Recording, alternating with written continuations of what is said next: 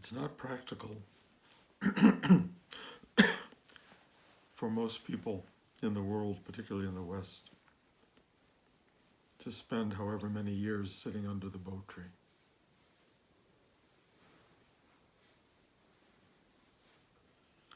Waiting for truth to show itself, for enlightenment or awakening to occur. It can be done, but Western culture doesn't support it very much. Even Eastern culture provides getaways and places to go for a couple months, perhaps, but sitting still under a Bo tree dealing with the vagaries of the mind and the body is not something we're all given an opportunity to do. So, in a sense, we've reduced our pursuit of whatever you might think enlightenment is to 20 minutes to 30 minutes a day. And with no Bo tree, just sitting, usually in our house or our apartment. Maybe occasionally on a park bench.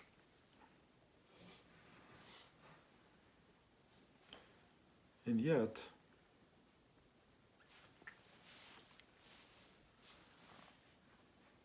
enlightenment is possible. Awakening is possible. If you can imagine the Bo tree as the tree of life, then you are sitting under it all the time. It is branching out over you even as we speak, even as you drive your car, go to work in your gallery, your studio, read a book, and go to bed. You are under the Bo tree.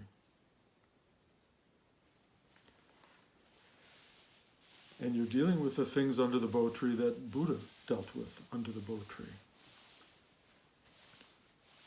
A very undisciplined mind, usually, prone to its own adventures, moving into realms of fear and despair and hidden dark spaces, moving toward desire and pleasure and happiness and that which tastes good and gives you joy, back and forth. And the big difference is that Buddha had nowhere to go to get away from this experience of fear and terror and joy and bliss. All he could do was sit still under the tree. He gave himself no wiggle room. He just was there. So here we are in Western culture, pulled to the same kind of distractions that he was pulled to under the Bo tree. But we have a lot of wiggle room. We have a lot of places we can go when things get discomforting.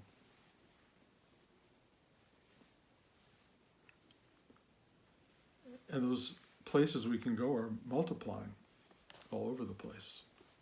You know, theater, concerts, movies, art exhibits, sex, liquor,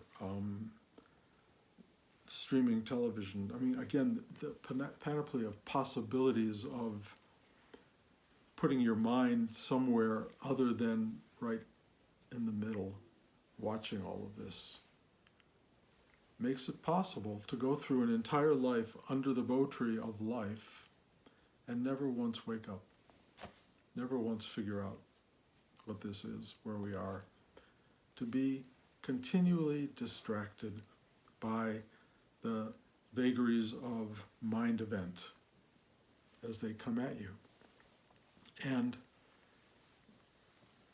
the great lesson that Buddha brought us was that there is this middle path where you don't live in the extremities of your fears and your desires.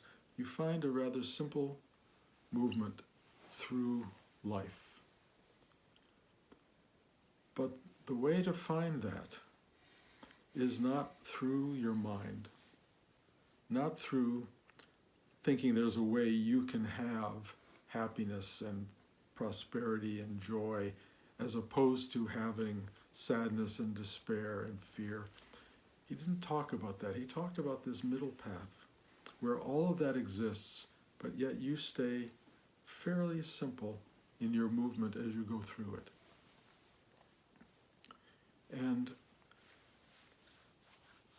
the one thing that he prescribed for people was sit still for a period of time every day and find the center where the mind is quiet and still, so that you have some kind of sense of what it means to be non-implicated in mind event, where you can just be still.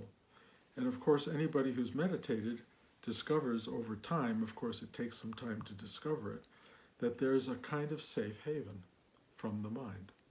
There is a place inside you that you can go where you're not the victim of all of this barrage of noise and drama and demand that life makes on you when you have no place for refuge.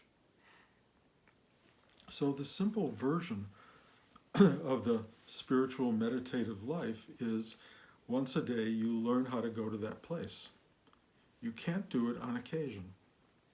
You have to develop what Rudy called a muscle system, an ability to go there and that have it available to you, because life can sometimes be so on the margins, on the extremes, that you can't find your way back to something that will protect you or will comfort you. So when you get caught up in all of that, in the largeness of it all, you will be lost in mind struggle. So practice of sitting still, being still, finding your way into a center of your being is very valuable. The doorways are numerous. We call them chakras. They each have a different pull on us. There's one in your forehead, the third eye, which is a place of insight that allows you to see into yourself and into the world, but with depth and with ultimately a kind of clarity and stillness when you quiet it down. There's this ego-centered space in your throat that's the I, me space that allows you to find a way to be truthful with the world, to interact with it honestly. When it's in defense mode, it shuts down, it fights, it gets angry, it creates difficulty for you and other people. When you allow it to be open and free, it talks lovingly and clearly and honestly about what it knows and what it's seeking and what it needs and what it feels. Learning to get to that space, practice. Heart, everything about love and caring and compassion and feeling and empathy for somebody else and for yourself. And this is a particularly powerful doorway for me, it is, where I step inside, and I talk about this often. It's welcoming. It says, come on in. And it's quieting. So on the dark nights of the soul, you can go sit down by the fire inside and go, okay, I'm just going to sit here for the night and be quiet. Just relax, enjoy. There's one in your navel, this entry point in your navel, a still point that is full of what one calls power or empowerment, that gives you enormous capacity and ultimately authority to move in the world and to stay still. It's the discipline of the being that you find in your navel chakra. It's what gets you to keep coming back to this practice. The sex chakra brings you energy that renews you, revives you, reawakens you, rebirths you, and we need that. We need it because we're always falling away and we're always dying on some level. There are parts of us that are falling into oblivion. Every time we grow, you let go of parts of who you were, parts of what you knew, parts of what you understood to be true. You let it go and you make room for the new to come in, the new birth of something greater. And finally, at the base of your spine is this extraordinary, uplifting energy, a kind of rocket ship of power and fuel that lifts you up out of the entire ball game that somehow carries you into a place that goes, ah, and the whole thing becomes strangely resolved. You become more than you ever dreamt you could be. And then, back in your body. The interesting thing is, there is this extraordinary duality. There is the me of the body and the mind contained, and there is this release into something so much greater, or I look at it as an outward movement, but it's also the same direction inward. It moves you toward infinity, it moves you toward the absolute, the truth of being, all from the doorway within. One way or another, you begin to oscillate between being all there is and being you. Being this tiny little person with all these little problems and issues and worries, and then being this vast freedom, this liberated being. And you move between those polarities. A real misunderstanding, I think, for most people on the spiritual path is the desire to get to freedom, the desire to get to endless, pure joy of being, and to stay there. That true spiritual achievement is arriving at that place that you are done. And that is the biggest illusion in spiritual practice. Now, I may be wrong about this. I'm describing my sensibilities. So if you find a teacher who tells you get there, go study there. My experience is the universe is built on breathing, inhaling and exhaling, sunrise, sunset, light, dark, that all of these dualities exist. And the idea of escaping into the light, into the sweetness, into the sugar-coated honey version of life, into endless happiness and joy is an illusion. And it's an illusion to the self that thinks it can enjoy those things and enjoy them at the expense of having finally gotten rid of suffering and unhappiness and darkness and pain. And I am here to say, no. Those don't go away. The totality is light and dark. The totality is joy and suffering. The totality is all there is. What makes this complicated is that as long as there's a you at the center, there's a you that likes one over the other. There's the you that wants to have this and does not want to have that. And the real value of a spiritual practice is the gradual erosion of that you. The thing that stops gravitating or reaching for one over the other. That's where we get in trouble. The fact that you have desires and preferences is what Buddha had to deal with under the Bo tree. He had to fight off the fear of probably freezing cold nights and dying and bodily disintegration and the demonic forces that can come out of your mind and the desire for warmth and home and love and sex and all the other things that give us joy and pleasure. And he had to sit under that tree and battle that stuff by going, no, just sit still. Be still. Be still. Be allowing it, of whatever happens, to happen. Accept, accept, accept. He experienced, I believe, this thing that we're all reaching for, which is not the end of duality, not the overcoming of it and arriving only at pure light and joy and bliss, but this quietude at the center of that stuff. This quietude is the gift of a meditative life. It rubs away the parts of you that are reacting to these outer forces. It rubs them away and it allows you to just be, okay, in the middle of all of it. You can't stop what is. You can only give yourself over to what is, and you don't exactly give yourself. You are allowing of a process that will take you away. All you have to do is sit still, practice, and as Rudy would say, ask for help to surrender, which means let the universe do its work. And it will do it. It will erode your attachment to the self that prefers one thing over another.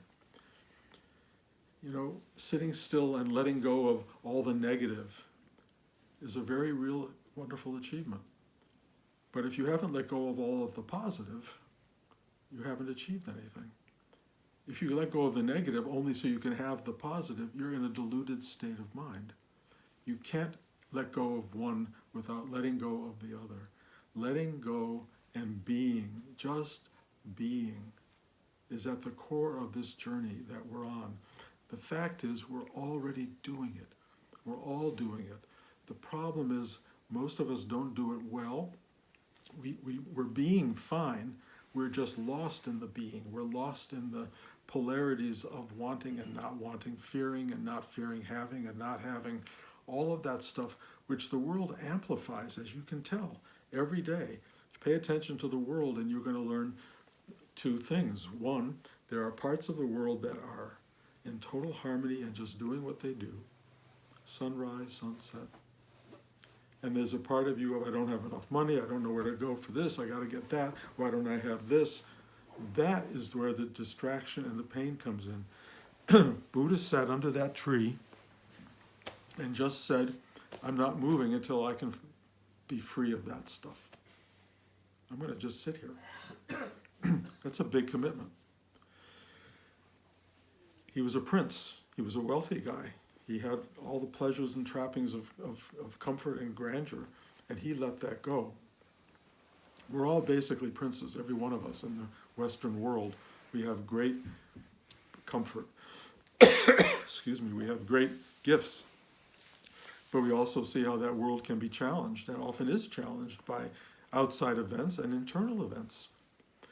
And so what we can do, and what our obligation is, I think, to ourselves in the best of worlds, is stop once a day, find the discipline.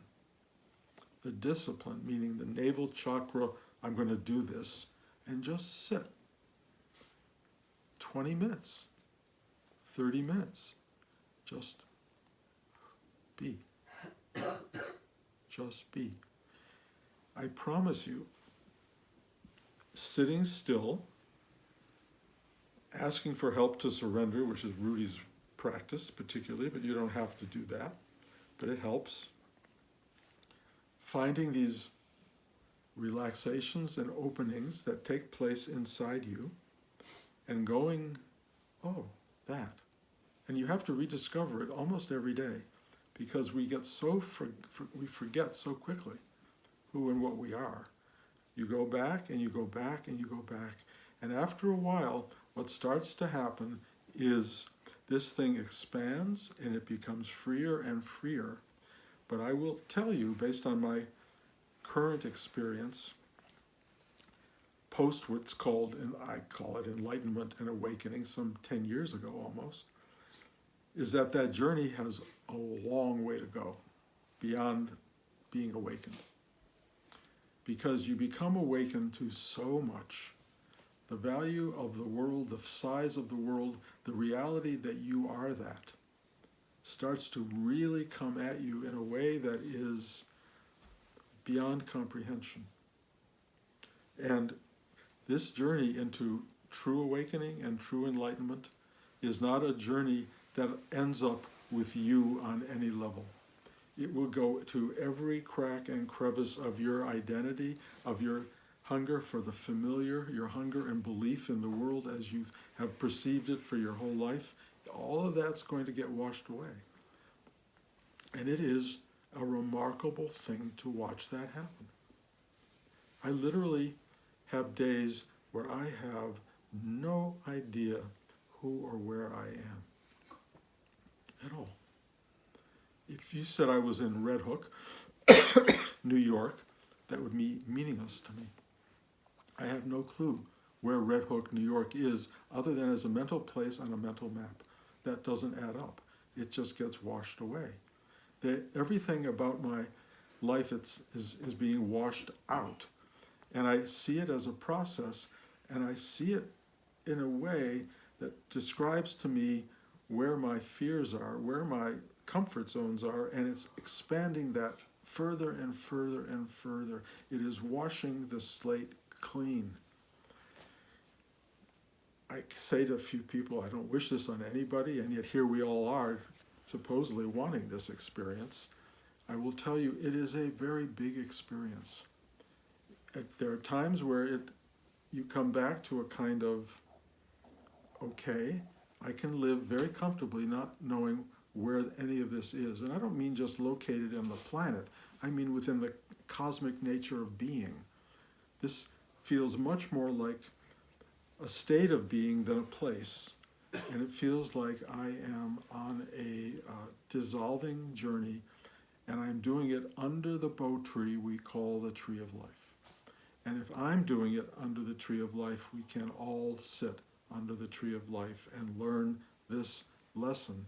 Let it take over. You can, with your own level of discipline and your own level of commitment, give yourself over to this enormous cleansing, if you will, this washing away of separate self and just finding what it means to be in a world where duality does not go away, but you go away. I am that. That's the great teaching. Be still and know that you are. Another great teaching. You're not going to be defined by anything, your name, your personality, your history, the fact that you like this over that, the fact that you're afraid of this or that. All of that starts to just merge into the totality. And you realize that you are all there is from your perspective, we'll say. But that's the only perspective you've got. And you just go, okay. There are days where you go okay, and there's a beauty to it that is beyond explanation. There are days you go okay where it's just complete and absolute surrender to the pain and difficulty of it. But the gift is the sense of what I would call unfolding, the gift of being under the bow tree, the gift of being in the place of reality beginning to truly show itself to you. And if you're really open to discovering truth and reality, you're on the best ride imaginable. If you're only in it for the short run, if you're in it for, stress release and, maybe to get a better job, I mean, again, all those things may take place as a result of it because you'll be a much more open, deeper, more effective human being. But don't set your goals in the world because it's going to wash those goals away. It's going to take it all. And that's the promise of this. It takes it all. And only when it takes it all, and there's no you to react one way or the other, wanting it this way or wanting it that way, only when you arrive at that, and I'm not sure that arrival even has a permanent aspect. I think it's a constant arriving. As that takes place, you arrive at the thing that always is and always was. And then that's basically your home. So, under the bow tree is a literal, figurative, specific place. And I will tell you, you're all under it right now. You're here. You're doing it, or you're not doing it. You're part of this, or you're not part of it. But those of you who show up here as regularly as you do, who make the effort to come to this, I will tell you one thing about the desire for liberation, for consciousness, for being, for arriving at your true nature. One of the great things is that it responds to your commitment and your discipline and your hunger. And if you show up, it's there. It is there. And it's worth it. It's worth it. So, thank you to everybody here for making the journey. You have no idea how appreciated it is. What a statement it is to the tree of life itself, that you are entities sitting under the tree, trying to grow from its strength, trying to grow from all it has to offer you, from the nourishment that comes from that tree. We are all people being given this enormous gift, and those who recognize it and who do the work will arrive at the place they've always been. Any questions?